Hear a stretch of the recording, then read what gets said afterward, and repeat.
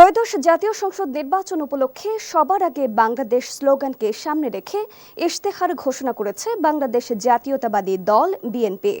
শুক্রবার ৬ ফেব্রুয়ারি বিকেলে রাজধানীর প্যান প্যাসিফিক সোনারগাঁও হোটেলে আয়োজিত এক অনুষ্ঠানে দলের চেয়ারম্যান তারেক রহমান এই ইশতেহার ঘোষণা করেন।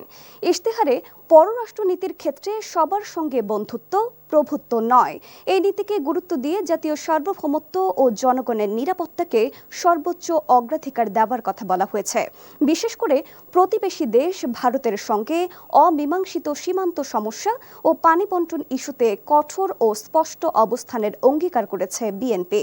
এই ইশতেহার নিয়ে ভারতীয় গণমাধ্যম এনডিটিভি তারেক রহমানের বিএনপির ইশতেহার ভারতের দৃষ্টিকোণে ব্যাখ্যা শিরোনামে একটি প্রতিবেদন প্রকাশ করেছে।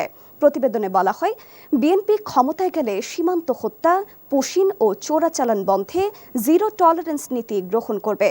সীমান্ত এলাকায় বাংলাদেশের নাগরিকদের ওপর যে কোনো ধরনের হামলা বা হত্যাকাণ্ডকে অগ্রহণযোগ্য করে জাতীয় সীমানা রক্ষায় আপোষহীন থাকার ঘোষণা দেওয়া হয়েছে।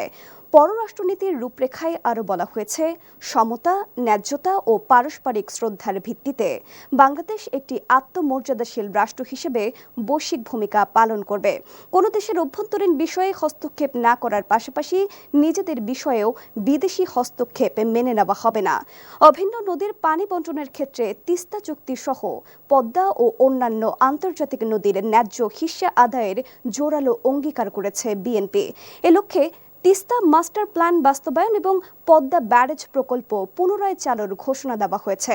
বিশ্লেষকদের মতে, পররাষ্ট্রনীতিতে এই অবস্থান ঢাকার কূটনৈতিক দৃষ্টিভঙ্গিতে একটি বড় পরিবর্তনের ইঙ্গিত দেয়, যেখানে জাতীয় স্বার্থকে সর্বোচ্চ অগ্রাধিকার দেওয়া হয়েছে।